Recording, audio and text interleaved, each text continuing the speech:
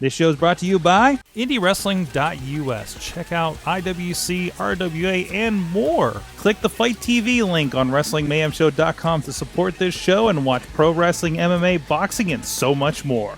And listeners like you, support this show at Patreon.com/WrestlingMayhemShow. Hungry as fuck, but I ain't starving yet.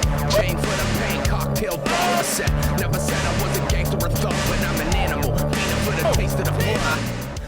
Hey guys, it's the Indy Mayhem Show. Mike Sorg at Sorgatron on the Twitter from Mayhem Studios here in Pittsburgh, PA. This is where we talk with people in and around the indie wrestling world. Myself, a video producer here with IndyWrestling.us and a lot of promotions like the RWA and the IWC, amongst others, over the years. And this week we got a very special episode. Two guests, two for the price of one podcast for the Stomp Out Cancer event we'll get to in just a moment. But in the meantime, please subscribe to the Indie Mayhem Show on iTunes, Stitcher, Spreaker, iHeartRadio, and the Wrestling Mayhem Show YouTube and Facebook have the video versions and live streams whenever we have those lined up and everything. Definitely get on the Facebook so you can get notifications when we do have our interviews all over the place, time-wise, as far as that goes. And also, please check out WrestlingMayhemShow.com, where you can find out this and other wrestling shows, talking about Raw, not SmackDown, that's basically Tuesday nights. And then please drop us a line, goodtimes at WrestlingMayhemShow.com and 412-206-WMS0. You can tell I'm slipping a little bit because we just did a Wrestling Mayhem show here on a Tuesday night, and we're rolling right into this.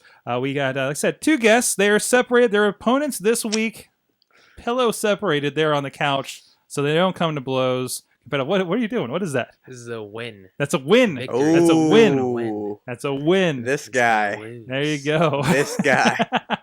So we haven't had two people on a show that were facing each other since Butterbean and Sterling James Keenan back in the day. So we'll see if this is fun. So, but nobody's a boxer, right? Not anymore. Not anymore. No. So a little bit. You got to watch his fist. There you go. You're getting some info. It's giving. This might be a good one for the video, guys, just for the expressions. Shawn Phoenix is joining us here, and of course, Lee Moriarty. Two guys that I've been enjoying seeing recently since the beginning of the year here at PWX in McKeesport, and I know you guys are around to a few different promotions in and around the area. So we like to kind of open things up, and we'll kind of tandem do this here. What's your kind of earliest memory or thing that kind of really hooked you on wrestling that you guys remember? Whoever wants to go first here. Go first. All right. Well, my earliest memory was I walked into the living room while my grandfather was watching. I think it was SmackDown, and it was Rikishi giving someone the stink face.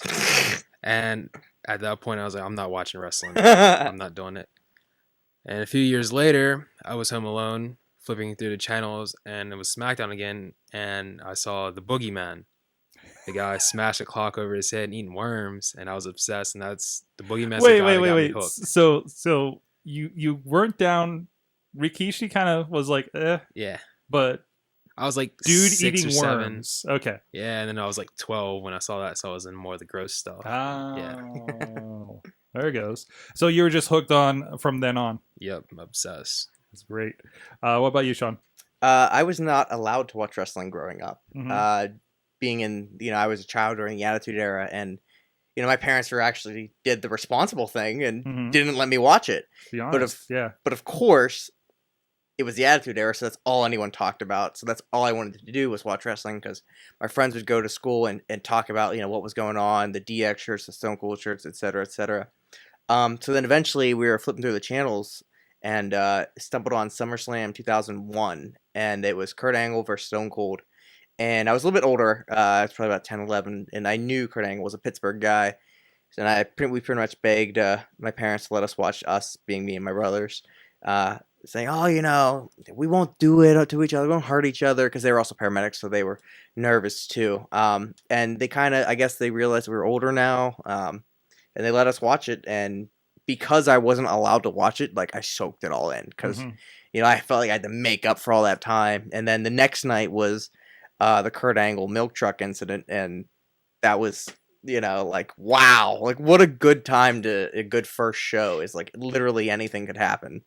So I've been hooked ever since. And if I recall, that led to the title win here in Pittsburgh too, right? Yes, which So- for some reason I didn't go to. I think that's probably probably too expensive because Right, me, my right. 2 other brothers, plus my dad, Plus, it was a pay-per-view, so those For are a little pay-per-view. pricier. Yeah, So which I can understand. So. Mhm.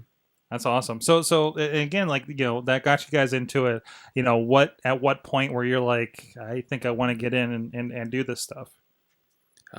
Well, I think only a few weeks after seeing it, I wanted to do it, but I didn't Mhm. start taking it actually seriously until I saw it was either AJ Styles or it was the first Tiger Mask Sayama, because I was a big fan of like Japanese stuff and as a kid, and I would look up wrestling on YouTube, and I found Tiger Mask. It was based off of an anime. Mhm. So I think after one of those 2 guys, it made me want to be a wrestler for real. That's awesome. Yeah. And does that lead into like, I guess at that point, like, wrestling schools are pretty Yeah. out there. You can find one pretty easily. Yeah, I remember sitting in a computer class in high school and searching the things up, finding a place. And the first place I came up was the PWX, now Stronghold Wrestling Academy. Mm-hmm. And I happened to move only 10 minutes from there and ended up going there, meeting Brandon Kay and getting trained by him, and Dean Radford. Awesome. What about you, Shawn? I always wanted to be an athlete of some sort. I was always into like more of the extreme sports, whether it's skateboarding, inline skating, snowboarding, BMX, motocross. So I always like was a thrill seeker, and also I'm a little bit older than Lee. During that time, Jackass was really big, so it was all DIY stuff. So me and my buddies would wrestle not at home, but actually during recess for whatever reason. I guess we were all together. And then like we would start to eventually wrestle on a trampoline, and then fast forward, I'm finding websites and stuff like that for backyard wrestling, and like it turns out that these guys that I was just kind of watching were kind of trained. So like we'd post a video, like a highlight video, then they would watch it, critique it, tell us, like, oh, that didn't make any sense, oh, make sure you do this on the left side, stuff like that. So it's actually kind of like getting like secondhand training through the internet. But probably when I first started watching wrestling, I realized that's what I want to do. Mm-hmm. But I didn't necessarily know how until I went to an Indy show, March of 2004. It was an IWC show, and I realized that, hey, these guys are just like me. And a big person that I gravitated to was Matt Cross, because I played the Backyard Wrestling video game. So I'm like, okay, this guy's just like me. He did it with his friends, and now he's doing it professionally. There's a way to do this, and he's not much taller than me. So it was at that point I realized, oh, I can be a wrestler.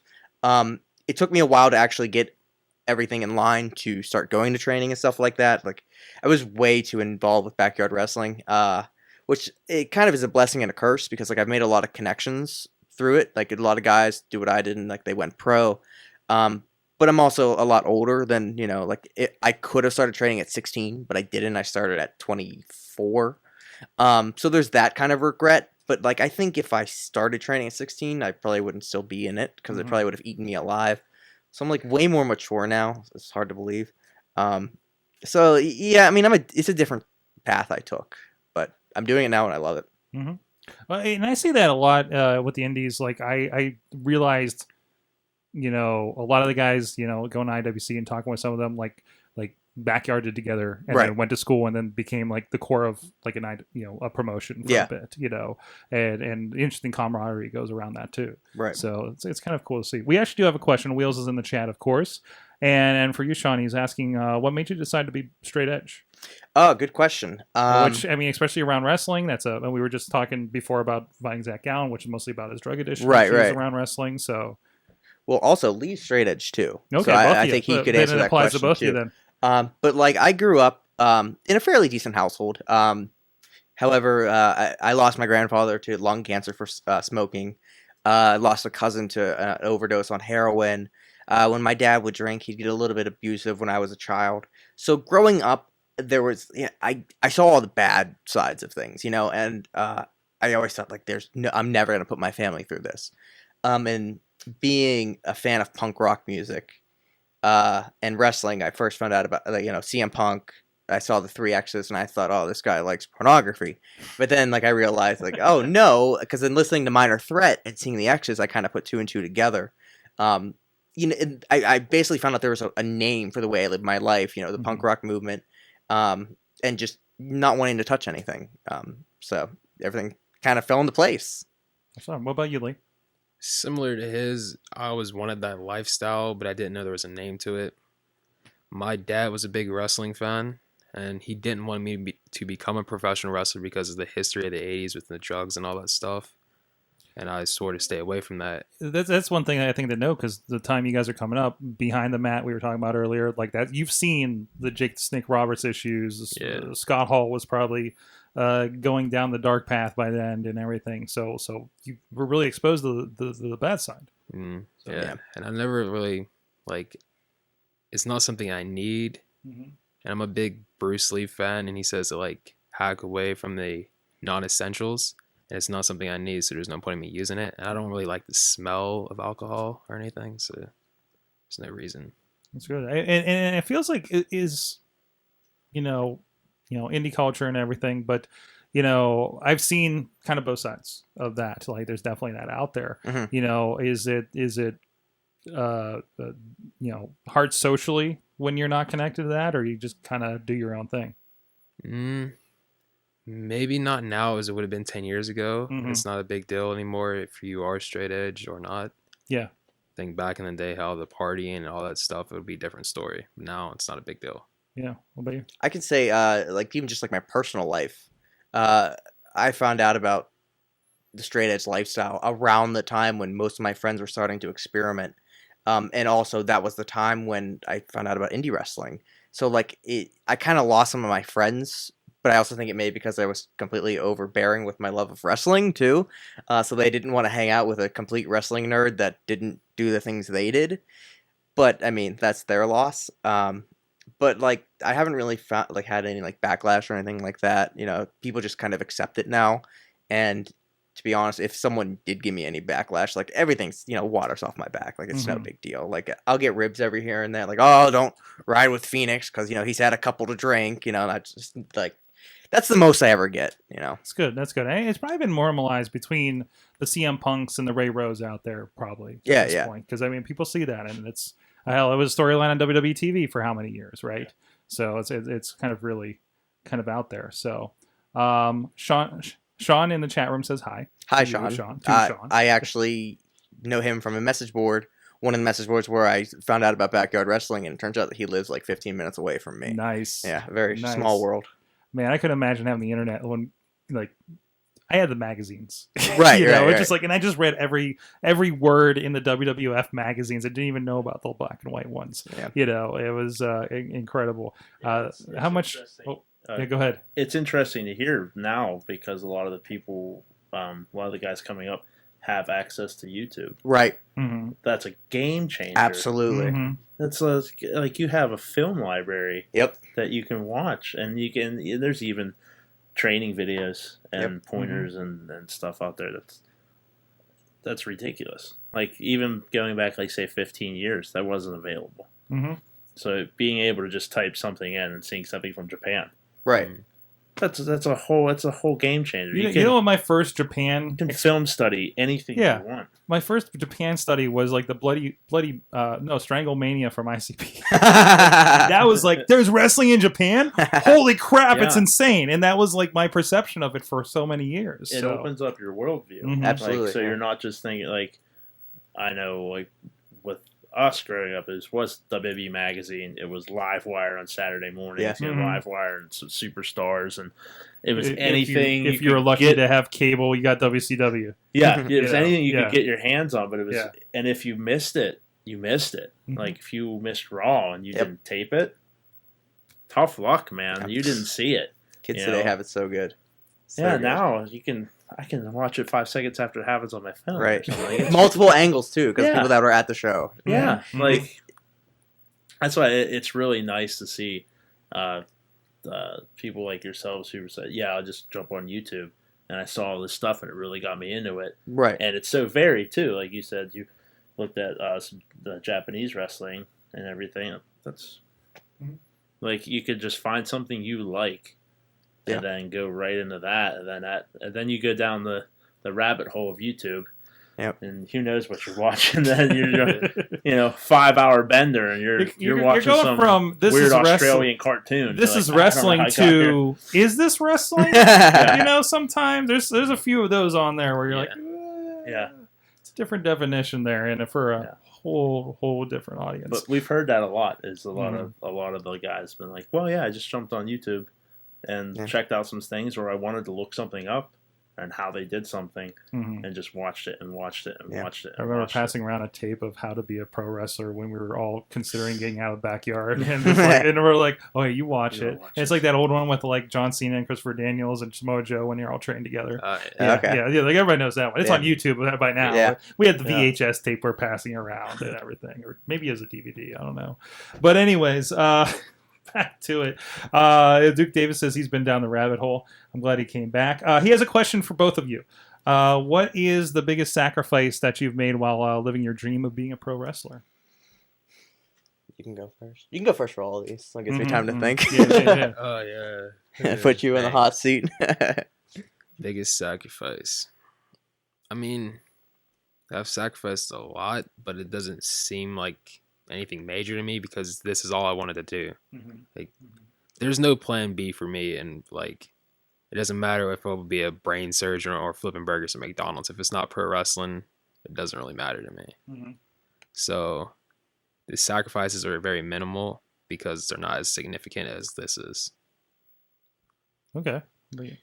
I haven't really sacrificed too much because, like him, I put all my eggs in one basket. In high school, it was always daydreaming about Ring of Honor. Like I didn't go to college or anything. Because I mean, in retrospect, I wish I did, but my passion's wrestling.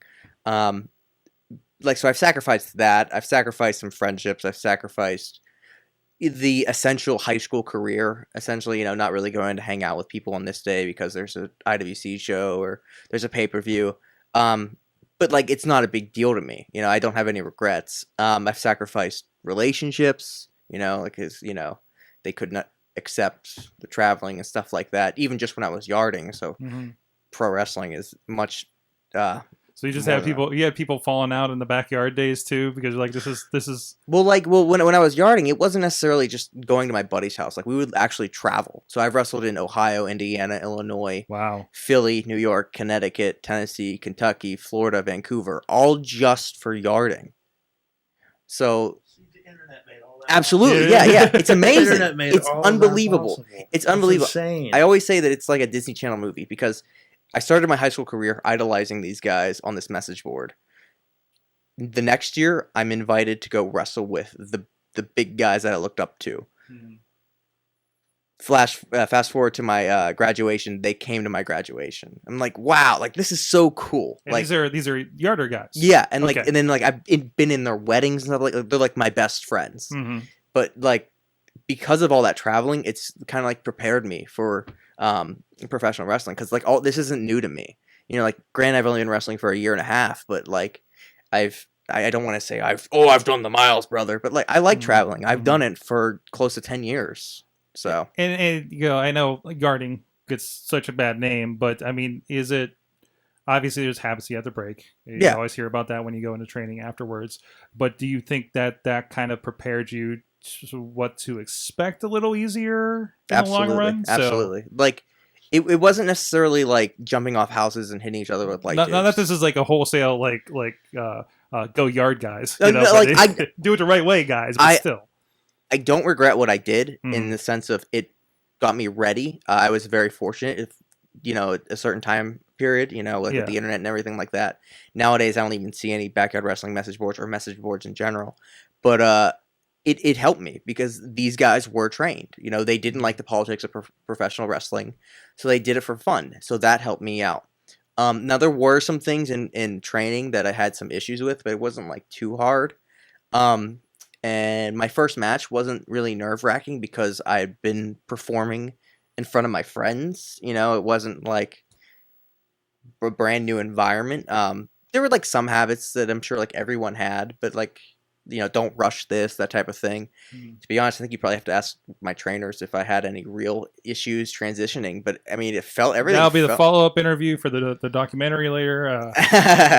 It felt everything, went smoothly. I mean, I Mhm. remember in my first match, Samuel Adams gave me an elbow drop, and he like landed like 100% of his upper body on top of me for the elbow drop. And I remember, okay, Lee's laughing right now. Is this audio or video? Does it matter? Both. Okay. Both. Okay. I remember thinking at that very moment, like, oh wow, that's different from yarding. We really laid in there. And then I later realized that, yeah, you really shouldn't do it like that. Yeah, So, yeah. but I mean, like, everything is pretty much the same. The whole it should look like it hurt, but not Yeah. actually hurt idea, right? Yeah. So yeah, as much as possible. So that's good. That's awesome. Chad, do you have any questions? Right now, no. Okay. I just want to make sure. It's just Not so much. Just let them have the floor. Do you remember that elbow drop? I do. Do you remember, like, what was your thought as it I was happened? like, yeah, that looked painful. Shawn, you're somebody I've seen around for a while. Yeah. You always at the shows, and it was cool. You'll finally see in the ring. I think this year is probably the first time I saw that. You were involved with a project that I was also involved with, so I think we need to touch on that briefly. You were a part of the Virgil I was. DVD, the Legend of Virgil and his traveling merchandise table. I can't believe I still remember all of that title. It's a long title. It's so magical, right? It just seems It like is. wow, that's a good one. You had a story in it. You had some involvement with Virgil. Can you talk to us a little bit about that? Digital download available IndieWrestling.us. Pretty much everything that, you know, it's kind of died down a lot since Of whenever course. Joe Dombrowski first shared everything. After he did a couple of music videos, which I filmed one of them. Oh geez. Uh, But like when Joe was sharing like all the stuff that Virgil claims, like I was there for all of that. Like I Mhm. you know, you travel with Joe sometimes to go Yeah. to conventions. yeah. I kind of picked up whenever you kind of left off, and I was You were a replacement me. yeah, big shoes to fill. So like we went to WrestleCon.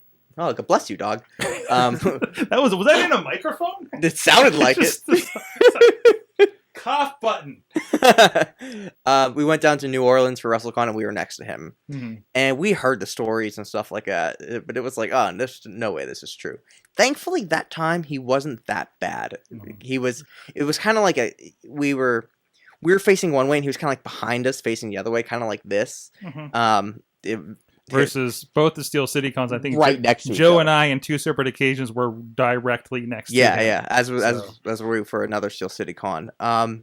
Yeah, just like he's such a shill, man. Like Mhm. it's unbelievable, and that's what, and like because of that, like that's how I don't want to act at Mhm. intermission. You know, like I see some guys on shows that like, hey, you know, buy my merch, and you know, I immediately think of Virgil doing that.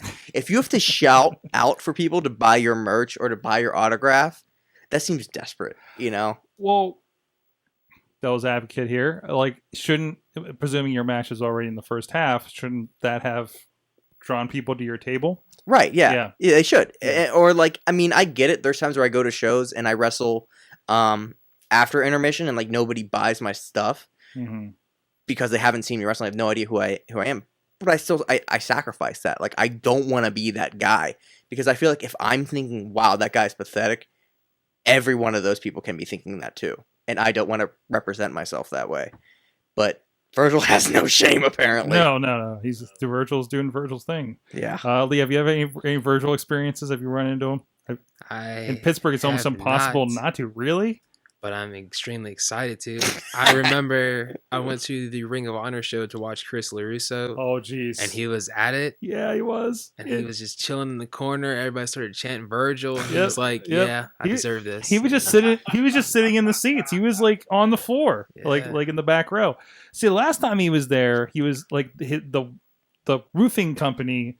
That's apparently we found out in the interview with him was his brother or something, like some relative, and that's why he was always at the home shows with like the roofing or whatever company. He was there handing out flyers at the Ring of Honor show the time Huh. before at Stage AE, and then like I'm like, oh, Virgil's not here. And then we saw him come in like 2 matches in or something and sit down. I'm just like, the hell? So the weird. in Pittsburgh, you'll run into Virgil at the casino, or you'll run into apparently Bruno Sammartino picking up drugs at Rite Aid. I don't know. It's this weird world that we live in in this town. There's a lot of stars from Pittsburgh. Like, Mhm. you think about it. There's Bruno. There's Angle. There's Virgil, if you want to call him that. There's Shane. There's Corey. There's Danucci. There's Danucci. There's all the guys that are still stars too, because anytime I go out to these cons, I'm talking with people about studio wrestling. Yeah. And like they throw out all of these names, and I'm like, I don't even know who that is. Right. Jumping Jimmy DeFazio, and he's like a city controller. Or Yeah. something, He's like a mayor or something at one point. Yeah. It's just like it's insane this, and it's no surprise like how many local guys do well. Yeah, and then I recently found out like a lot of people traveled to Pittsburgh to wrestle. Like George Animal Steel was named George Steel because of Steel City, and like Mick Foley traveled to Pittsburgh to wrestle. Like it's such a town. Paul London lived here at one point. Yep. He was like I'm a huge fan of him. I had no idea. He went to Duquesne for a year. What in the world? Because he wanted to train with Shane. I walked Duquesne with him, and we chatted about it. I was just like, wait a minute. So you were up here at Duquesne while I was like blocks away at the Art Institute, right? And like it's a weird thing. Yeah, it's nuts. It's ridiculous. So, anyways, enough of Pittsburgh. They actually had some more questions. Also, Wheel said, "Bless you, Wicked" from before. Mr. Stomp Out Cancer. Who are some of the guys that you like to watch? You talked about a little bit. Kind of you got into growing up. Kind of more recent. Who's kind of got your attention? Maybe you're drawing some inspiration from. If you watch me wrestle, you'll probably see my influence in my style. Ricochet or Prince Puma, Shane Strickland, Tommy, or his name now, Aleister Black, and Kyle O'Reilly. And a lot of people say I flip, and I don't necessarily flip, but the way I move in the ring, people think I flip, and I get that from guys like Shane Strickland and Ricochet. So those are like the 4 big guys I like to study and watch, as well as Zack Sabre Jr. Yeah. Awesome. I don't really watch a lot of specific guys. I growing like now that I'm older, I don't really like watching wrestling on TV. Like I need to be there, and I'm kind of like that with all sports. Like there's a separation there, and it bums me out because like I want to like it as much as I used to. But like I'm a big fan of guys like DJZ, Mustafa Ali, pretty much guys that like I'm buddies with. Mark Andrews, Matt Cross, Paul London, guys like that. Guys that. Even like this guy over here, like if I'm friends with you, like I'm gonna watch your stuff, even if there's some sneers if you're on the audio version. Even if you're not good, like not you, Whoa, not you. Some of my friends, I'm not gonna name names. They're not necessarily in Pittsburgh, but like I like watching my friends, so I can't really. Yeah, sorry, it's not as juicy. Dude, you're amazing. I always tell you. You can take the pillow with you if you want. I mean, I will. Right. I will use it in the match. Your pillow on a pole match. Pillow on the pole match. Yeah, exactly. So, you're so flippy, Lee from Duke Davis. Duke flips more than I flip. And he's like 6 foot what? He's like 6'5" or 6'6" or something. Definitely.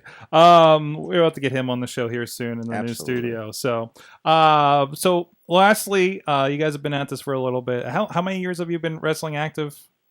Almost 2 years. Almost 2 years. I'm about a year and a half. About a year and a half, yeah. So what is, we like to ask, what's the kind of best and the worst thing about working in indie wrestling up to this point?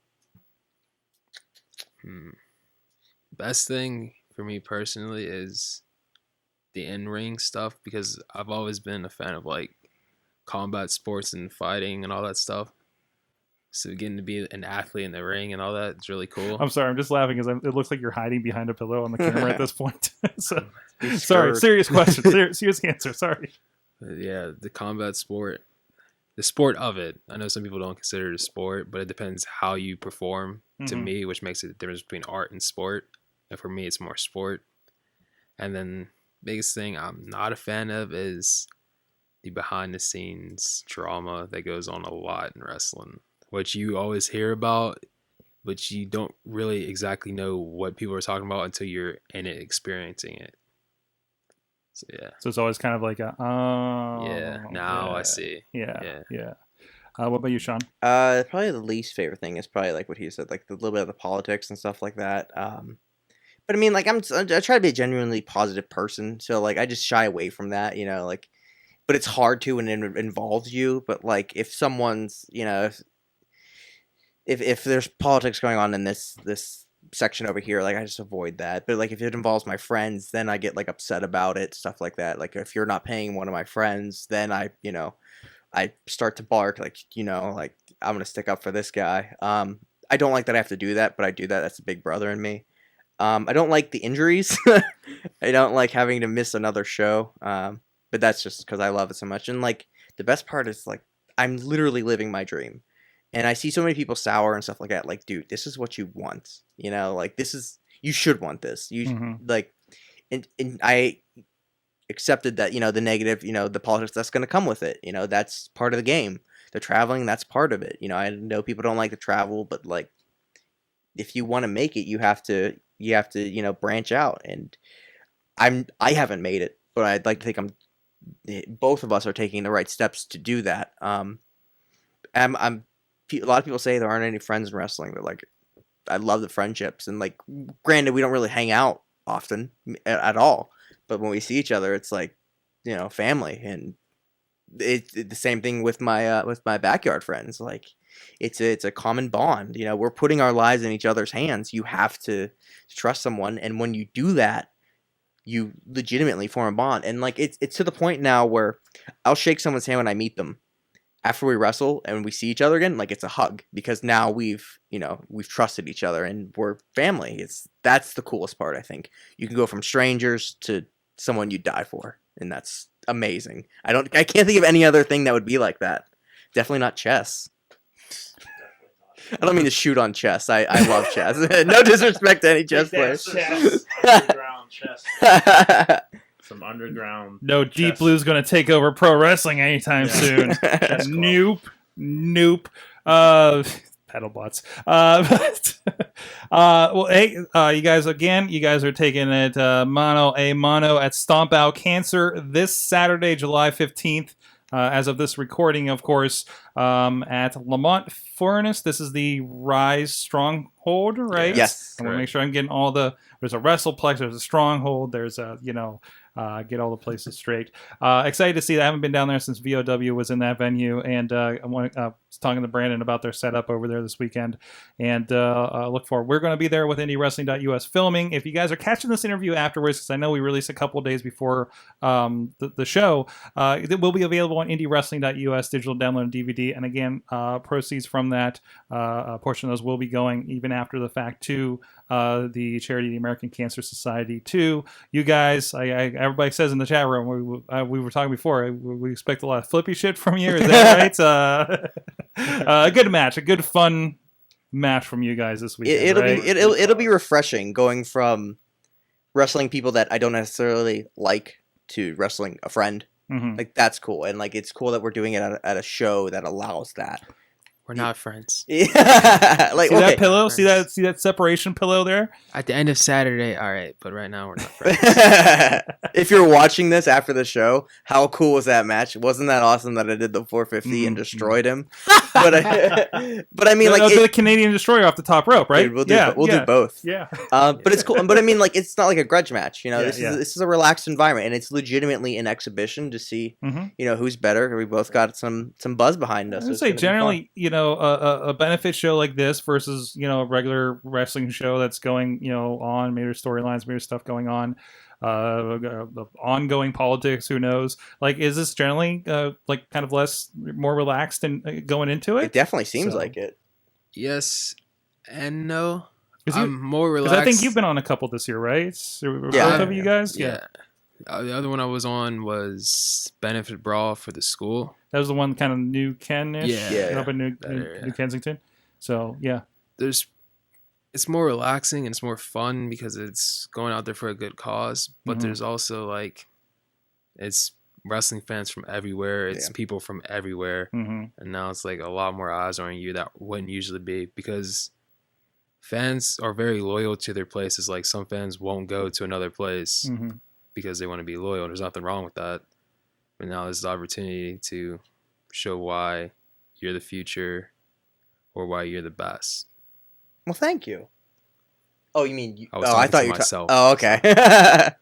But to counteract on that, I was on the benefit for all too, and like I love the charity shows because, like you said, they're for a good cause, but they're genuinely put together by people who like you and trust you, and the friendships are kind of like universal. So, like if I'm friends with this guy, he's gonna be friends with this guy, so I'm probably friends with this guy. So it's legitimately they're shows full of good people. People that I enjoy being around. You don't book the assholes for the benefit show. Exactly, Yeah. exactly. And then you're doing this.